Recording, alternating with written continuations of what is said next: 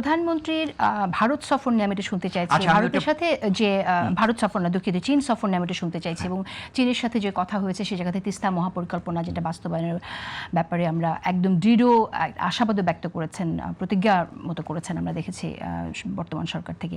সে বিষয়কে আপনি কিভাবে দেখছেন? আমি আবার ফিরে যাই, প্রধানমন্ত্রী চীনের সাথেও থাকতে চান, প্রধানমন্ত্রী মার্কিন যুক্তরাষ্ট্রের সাথেও থাকতে চান। এটাকে আমাদের এক বন্ধু কিছুদিন আগে একটা কথা, একটা ইয়াং স্কলার বলছে, যে ইয়াং স্কলার থেকে কোট করি, এটাকে বলা হয়, তারা মনে করে হয়তো এটা স্ট্র্যাটেজিক পলিগ্যামি, স্ট্র্যাটেজিক পলিগ্যামি, এটা বলেছে তো, খুব ইন্টারেস্টিং কথা। আমি চীন সফরের আগে, চীনের কথার আগে একটু মার্কিন সাম্রাজ্যবাদ, ওই যে বললাম যে কোনো সরকারই কিন্তু সত্যিকারের অর্থে যে বিরোধিতা সেটা করতে সক্ষম হয় না। আমাদের অনেক অসম চুক্তি আছে।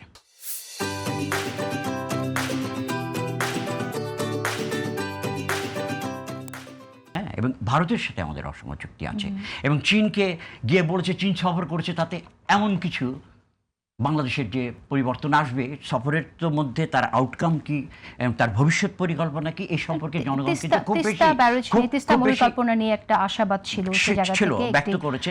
হ্যাঁ, কিন্তু কেন মার্কিন সরকার কেন, এটার তো জবাব দিতে হবে। 2050 এই কেনর আমরা উত্তর খুঁজবো, শেষ করে দেব। তার আগে আমরা একটা জমায়েত করছি, একটু জানায় রাখি, এটা হচ্ছে যে আমরা জমায়েত করছি 3:30টায়, ওই যে 17 তারিখে আমাদের জমায়েত হবে, যে মার্কিন নিশ্চয়ই আমরা কথা বলবো সে বিষয় নিয়েও।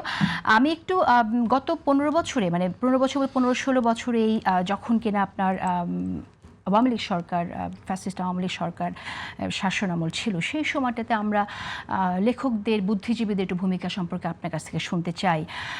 যে খুব কয়েকজন, দু একজনের নাম উল্লেখ করা ছাড়া আমরা কিন্তু সেরকম কোনো, একটা সমাজে যখন ফ্যাসিজম কায়েম হয় তখন লেখক এবং বুদ্ধিজীবীদের লেখার মধ্যে যে স্ফুলিঙ্গ থাকা দরকার সেটা আমাদের এখানে মিসিং ছিল। সেই বিষয়টাকে আপনি কিভাবে? আমি দেখেছি তো, সেটা তো আগেই বলেছি। আমি সমকালকে একটা ইমিডিয়েটলি জুলাই গণঅভ্যুত্থানের পরে একটা ইন্টারভিউ দিয়েছিলাম, সেখানে আমি বলেছিলাম যে শেখ হাসিনা প্লেনে উঠে পালাইলেও তার যে কালচারাল এবং আইডিওলজিক্যাল অ্যাপারেটাস আছে সেগুলো তার প্লেনে উঠে পালায় নাই, তারা তো এখনও আছে। এবং শেখ হাসিনা তো একলা তো শাসন করা একজন শাসকের পক্ষে, ফ্যাসিস্টের পক্ষে সম্ভব না। তার জন্য সাংস্কৃতিক অ্যাপারেটাস, আইডিওলজিক্যাল অ্যাপারেটাস, বুদ্ধিজীবী লাগে, সাংবাদিক লাগে, লেখক লাগে। এবং আমরা তো দেখেছি, এটা নিয়ে আমি একটা অনুষ্ঠান করেছি, এই কথা কি একটু বলতে পারবো? আমার একটা অনুষ্ঠান হচ্ছে সাম্রাজ্য সাংস্কৃতিক ফ্যাসিবাদ, সেখানে আমি নাম ধরে ধরে সেখানে বলেছি শেখ হাসিনার যারা গুণকীর্তন করেছে। ঠিক আছে, আমি একটু, যেহেতু সেই অনুষ্ঠানটা আমরা এখন দেখতে পারবো না, আমরা আমাদের আপনার কাছ থেকে এখন শুনি আর কি। ওকে, এখানে তো দেখার প্রশ্নই আসে না, রাইট। সেই জন্য এই রেফারেন্সটা দিয়ে এই মুহূর্তে আমার সময় যেহেতু খুব কম, আমি শুনতে চাইছি যে তাহলে আমরা এই যে যারা বুদ্ধিজীবী, যারা যে সময়টা যে কথাটা বলা দরকার ছিল, তাদের এই জ্ঞানের ভ্যালুটা কি, তাদেরকে আমরা কোথায় রাখবো? তাহলে তাদের বিরুদ্ধে আমাদের প্রতিরোধ আবার নতুন করে দরকার হলে গড়ে তুলবো।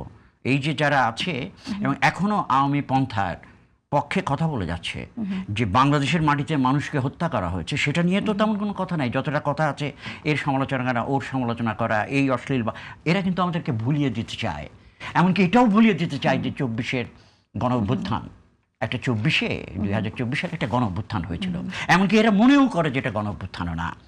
এবং এইটার বিরুদ্ধে আমাদের তো সাংস্কৃতিক কাজ তো আছেই, যেটা আমাদেরকে অব্যাহত রাখতে।